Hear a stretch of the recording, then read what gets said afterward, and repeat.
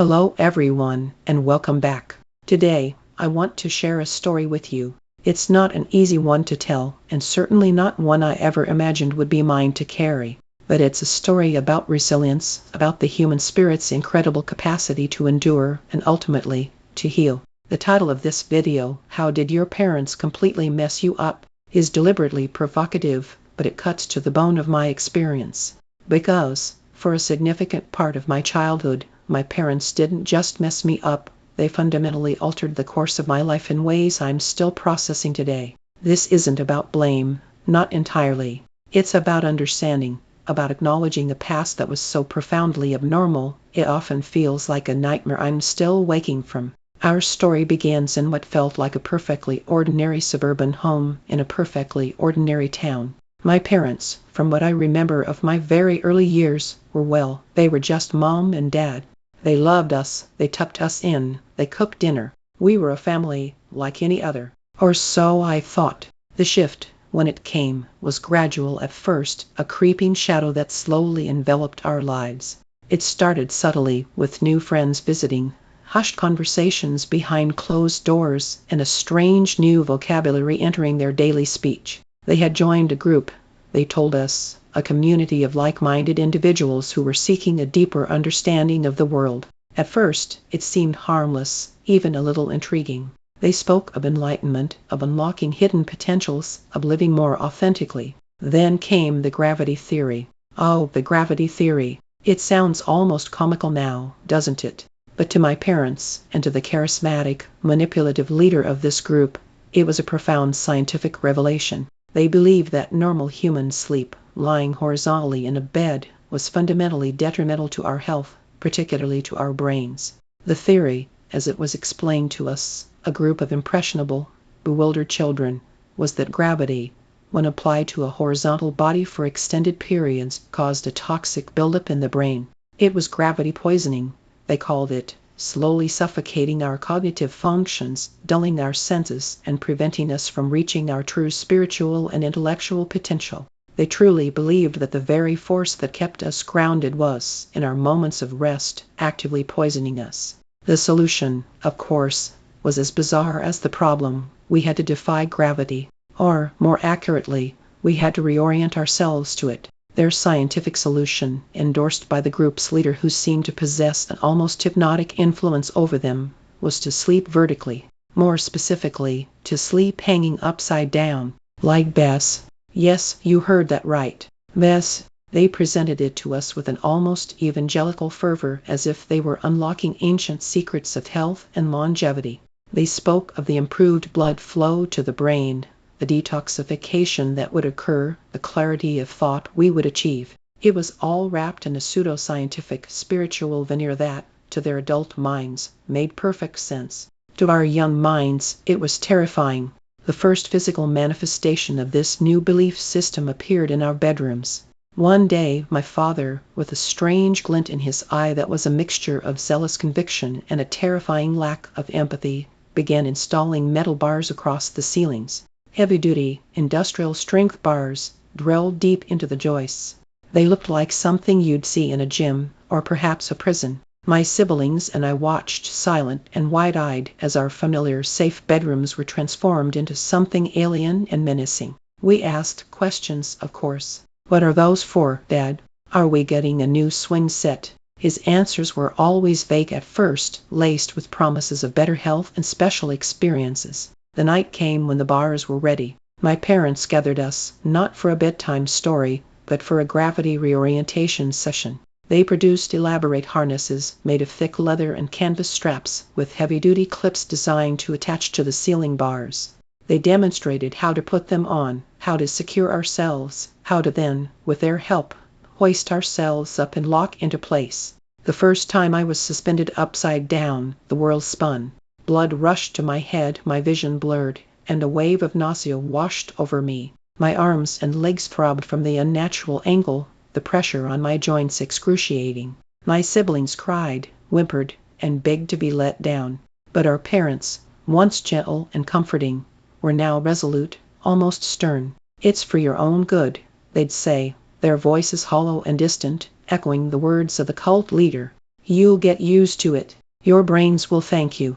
Sleep, or any semblance of it, was impossible. We dangled there, suspended in the dark, our little bodies aching, our minds reeling with fear and confusion. The initial hours were filled with whimpers and quiet sobs, until exhaustion finally took over, a shallow, restless state of unconsciousness punctuated by sharp pains and the terrifying sensation of being utterly helpless. We were children, robbed of the simple comfort of a bed, forced into an inverted existence by a delusion. The innocence of our childhood was not just disrupted, it was inverted, just like our bodies, suspended in a world that no longer made sense. This was no longer our home, it was a bizarre, gravity-defying cage. And this was just the beginning.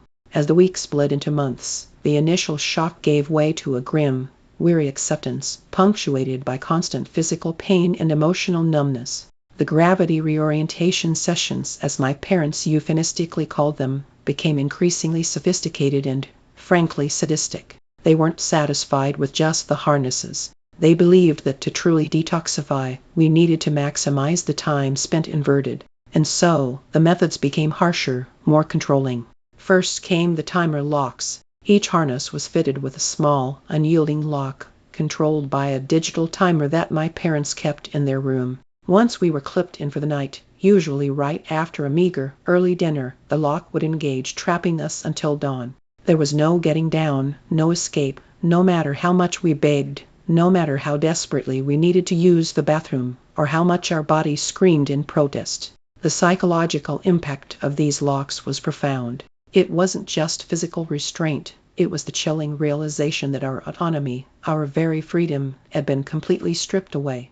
We were prisoners in our own rooms, held captive by the very people who were supposed to protect us. The nights became a torturous limbo, a blend of pain, fear, and the slow, agonizing passage of time. Of course, the issue of bodily functions quickly became a problem. Being suspended for 10-12 hours meant that nature would inevitably call. My parents' solution was as humiliating as it was practical in their twisted logic. Adult diapers. We were forced to wear them every night, adding another layer of indignity to our already unbearable existence. The shame was immense. The sense of being treated like infants, or worse, like animals, was crushing. It eroded what little self-esteem we had left, reinforcing the idea that we were somehow broken, incapable, and deserving of this bizarre treatment. The smell, the discomfort, the constant reminder of our helplessness, it all contributed to a profound sense of degradation. Then, they introduced the weighted shoes. My parents, still under the spell of their cult leader, rationalized that the blood flow to the brain could be further enhanced and the detoxification accelerated if the body's lower extremities were made heavier, drawing more blood upwards. So, thick, lead-lined shoes, resembling medieval torture devices, were strapped to our feet before we were hoisted up. The added weight exacerbated the strain on our ankles, knees, and hips. Our joints constantly ached. Our muscles wasted away from disuse, and our growth was visibly stunted. We were always tired, always in pain, malnourished, and pale. Our faces were often puffy from the constant rush of blood to our heads, our eyes bloodshot, and our movements sluggish. Our bodies, once vibrant and playful, were slowly being warped and broken. School became a living hell. We were constantly exhausted, struggling to focus, often falling asleep at our desks. Our grades plummeted. We avoided eye contact, shied away from physical activity, and rarely spoke to other children. The fear of our secret being discovered was a constant, suffocating presence. How could we explain why we were so tired, why we moved so strangely, why we smelled faintly of urine despite our desperate attempts to wash? The isolation was complete. We were outcasts, even to ourselves. My own internal world became a desperate landscape of survival. I started to notice things, to piece together fragments of conversations, to observe the strange tension in our home that extended beyond the gravity theory. My parents were often agitated, whispering about money, about sacrifices they had to make for the greater good of the group. One afternoon, when my father thought I was asleep, I overheard him talking on the phone in hushed, urgent tones. He mentioned new clients and exclusive content. My curiosity, laced with a growing sense of dread, got the better of me. Later that week, while everyone else was out, a rare occurrence, I snuck into his study. My hands trembled as I navigated his cluttered desk, looking for anything that might shed light on his strange behavior. That's when I found it. Hidden beneath a stack of papers in a folder labeled Investments was a USB drive. My heart hammered against my ribs as I plugged it into his computer. What flashed onto the screen shattered my world into a million pieces. It was this: photos of us, suspended upside down in our harnesses, in our diapers, our faces contorted in pain or blank with exhaustion. But these weren't just candid shots. They were staged, illuminated by harsh lights, taken from angles that were deliberately exploitative, humiliating. And next to each image, there were file names, code names, and links. Links to dark corners of the internet, to websites I didn't understand but instinctively knew were evil.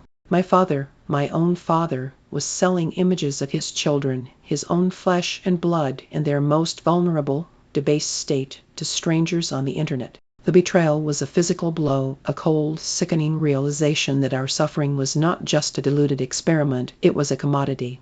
We were not just being abused, we were being exploited. As I stared at the screen, tears streaming down my face, a new kind of terror gripped me. This wasn't just about a strange belief system anymore.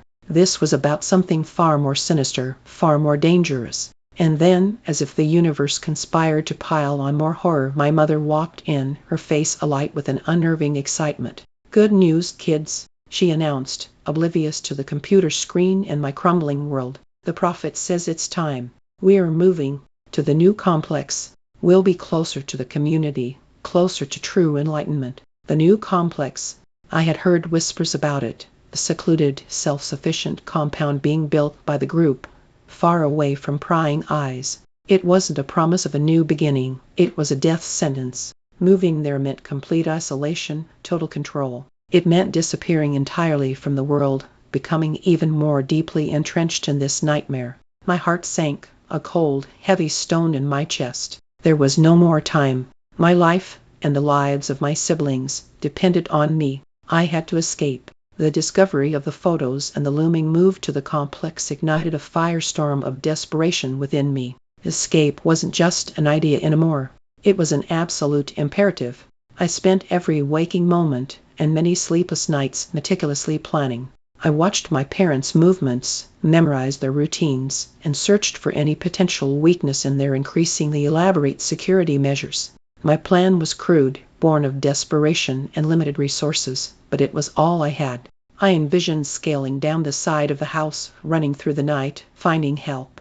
I didn't know who or where, but the instinct to flee was overwhelming. The night I chose was fraught with tension. I had managed to loosen the window latch in my room over several days, using a bent paperclip I'd found.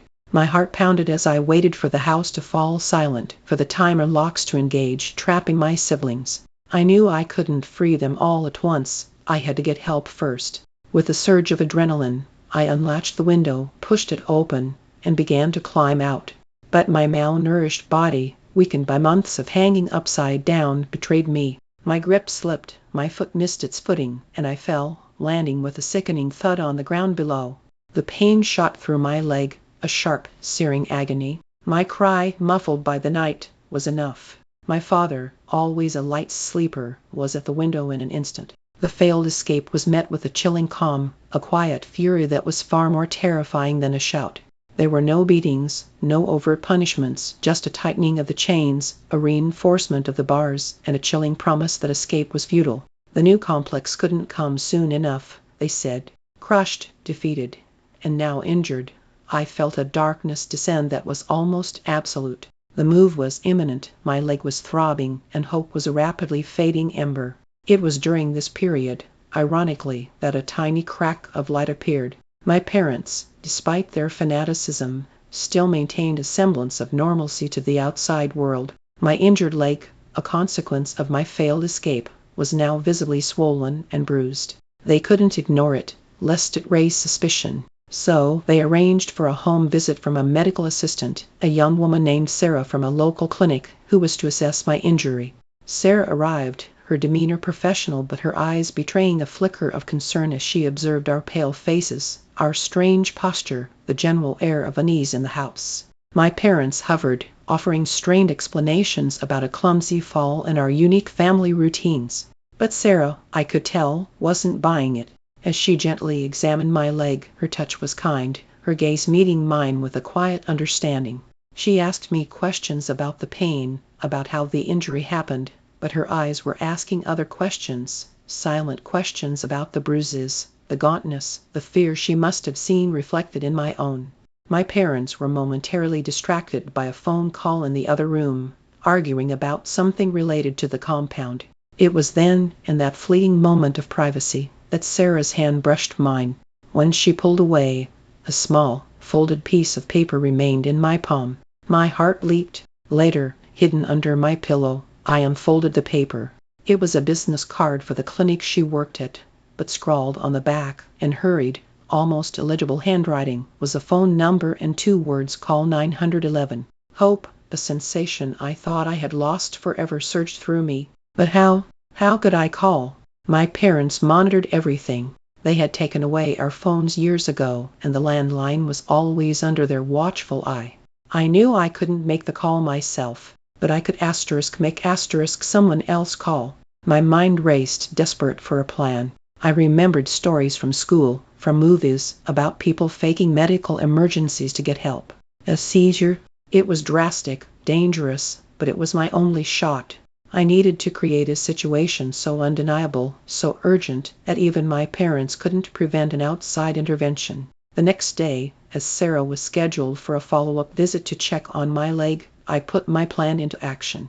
My parents were present, as usual, watching her every move. As Sarah spoke to me, asking about my pain levels, I could feel the adrenaline coursing through my veins. I focused, remembering descriptions of seizures I'd heard, the uncontrolled movements, the vacant stare. I closed my eyes, took a deep breath, and then, with every ounce of my will, I began to convulse. My body shook violently, my limbs flailed, foam appeared at the corners of my mouth. I had surreptitiously chewed on a piece of soap beforehand. I let out guttural sounds, my eyes rolling back in my head. It was a terrifying performance, one born of sheer terror and a desperate will to live. My parents reacted with a mixture of shock and anger. "Stop it! What are you doing?" my father yelled, moving to restrain me. But Sarah, though visibly startled, reacted professionally. She pushed my father away, her voice firm. "Don't touch her. She's having a seizure. We need to call an ambulance." She assessed my symptoms quickly, her medical training overriding any doubt. Without hesitation, she pulled out her own phone, ignoring my parents' frantic protests and attempts to stop her. 911, what's your emergency? I have a child here, suspected seizure, possible head injury from a fall earlier, and severe malnutrition. This is... The world blurred. My parents were screaming, trying to snatch the phone, but Sarah stood her ground, her voice clear and unwavering. Then the distant wail of sirens, getting closer, louder. It was the most beautiful sound I had ever heard. The front door burst open, and suddenly our house was filled with the authoritative presence of emergency medical technicians, paramedics, police officers. They moved with purpose, their faces etched with concern as they took in the scene. The disheveled house, my convulsing body, my parents' frantic, incriminating protests. They quickly assessed me, their questions direct and professional. My parents tried to intervene, to explain, to minimize, but the sight of my emaciated body, the lingering smell of the adult diaper, the general state of neglect, spoke volumes. I was carefully lifted onto a stretcher, the feeling of being supported, of being cared for, a sensation I hadn't felt in what seemed like an eternity. As they wheeled me out, past my stunned, furious parents, I caught Sarah's eye. She gave me a tiny, almost imperceptible nod, a silent promise that I was safe. I had done it. I had escaped. And a tiny, fragile seed of hope began to blossom in my battered heart. The ambulance ride was a blur of flashing lights, new faces, and the overwhelming sense of relief that surged through me. At the hospital, I was immediately taken into a flurry of activity. Doctors and nurses moved quickly, their voices calm and reassuring. They ran tests, asked questions, and gently examined every inch of my body. It was a strange sensation, being touched with such care, being listened to. For so long, my body had been a vessel for pain and humiliation, and now it was being treated with respect. Once I was stable, a social worker and a police officer came to my bedside. This was the moment of truth. My voice, weak and raspy from disuse and the emotional toll, began to tell my story. It was difficult, painful, recounting the years of abuse, the gravity theory, the harnesses, the diapers, the weighted shoes, the timer locks, the dark websites. Each word was a struggle, each memory a fresh wound. But as I spoke, I could see the disbelief turn to horror, then to a steely determination in their eyes. They believed me. They truly believed me. That validation, after so many years of silence and fear, was a powerful balm.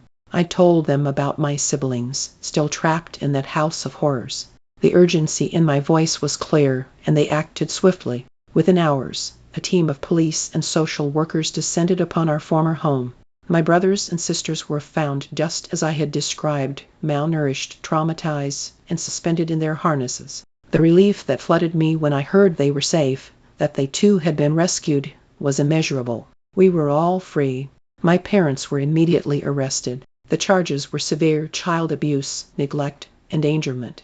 The evidence was overwhelming. The physical condition of all of us children, the bizarre sleeping setup, the photos found on my father's computer, Sarah's testimony, and our own consistent accounts. It was a long, arduous legal process, but justice, slow as it was, began to move. For us, the immediate aftermath was a period of intense medical and psychological care. We were all severely malnourished, suffering from muscle atrophy, chronic pain, and a host of other physical ailments due to the inverted suspension and lack of proper care. My leg, which had borne the brunt of my failed escape, required extensive treatment. But beyond the physical, the psychological wounds were deep, perhaps even more so. We were placed under the care of Child Protective Services and, after initial assessments, were moved into a foster home. This is where the Hoopers entered our lives. Mr. and Mrs. Hooper were an older couple, their own children grown, with a quiet strength and an abundance of patience. They were, in many ways, the antithesis of our biological parents. Their home was warm, filled with the smell of home-cooked meals and the gentle hum of everyday life. The first few weeks were incredibly difficult.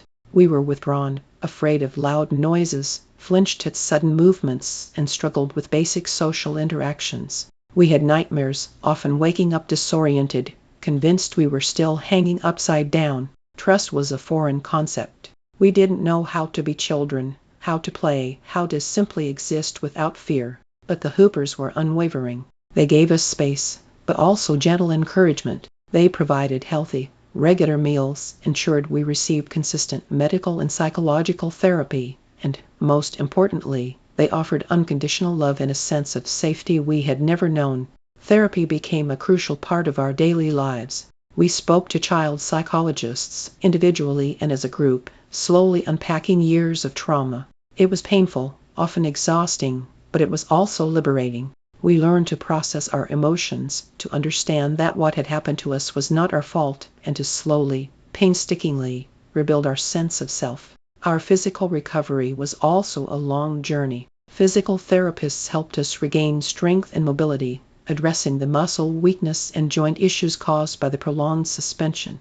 Nutritionists helped us understand healthy eating and slowly brought our bodies back to a healthy weight. The Hoopers were always there, cheering us on, celebrating every small victory, every tiny step towards normalcy. They taught us how to laugh again, how to trust, how to simply be children. The process was far from linear, filled with setbacks and moments of despair, but with the Hoopers' unwavering support and dedicated professional help, we slowly, tentatively, began to heal. The dark clouds of our past began to recede, making way for the faintest glimmer of a future.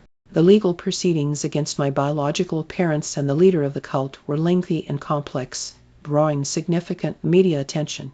The details of our abuse, once confined to the walls of our terrifying home, were laid bare for the world to see.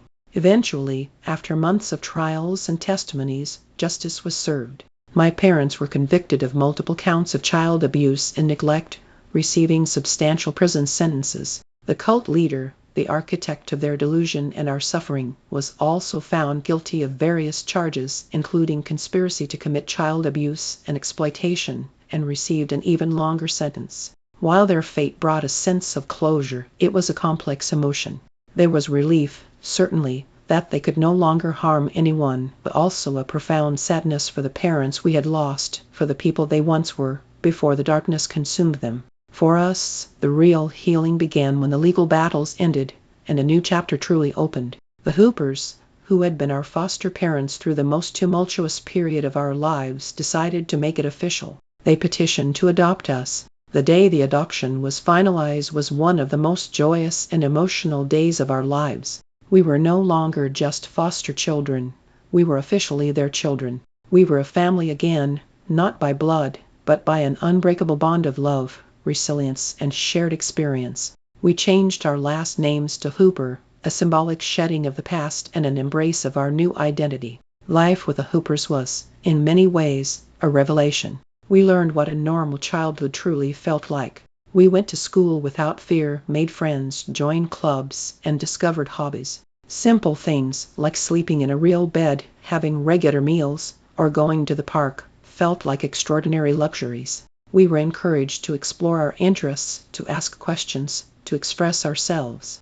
Our physical health steadily improved, and while the scars of our past would always be a part of us, we learned to live with them, to understand them, and not to let them define us. The journey of overcoming trauma is not a destination, it's a lifelong process. We continued with therapy, developing coping mechanisms, and learning to manage the lingering anxieties and triggers that occasionally resurfaced. The bond between my siblings and me became incredibly strong. We had survived an unimaginable ordeal together, and that shared experience forged an unbreakable connection. We were each other's confidantes, our support system, our living proof that we weren't alone in what we had endured. Today, years later, we are all grown, pursuing our own paths, building our own futures. My older brother is an engineer, fascinated by the very laws of physics that once tormented us. My sister is a teacher, dedicated to creating safe and nurturing environments for children. My younger brother is an artist, expressing his emotions and experiences through vibrant colors and forms. And me, I found my voice in storytelling, in sharing narratives of resilience and hope, hoping that my story, however dark its origins, might offer solace or understanding to someone else navigating their own challenges. We carry the echoes of our past, yes. There are still moments, still memories that can bring a cold shiver or a wave of sadness. But we are not defined by the abuse we suffered. We are defined by our survival, by our strength, by the love we found in the most unexpected places. Our parents, in their tragic delusion, completely messed us up. They inflicted wounds that will never fully disappear, but they also, inadvertently, showed us the incredible power of the human spirit to heal, to adapt, to find light in the deepest darkness. This isn't just a story about how my parents messed me up. It's a testament to the fact that even when your world is inverted, when your reality is shattered, and when hope seems lost, there is always a way back. There is always a chance to reclaim your life, to define your own future, and to finally, truly, come home to yourself.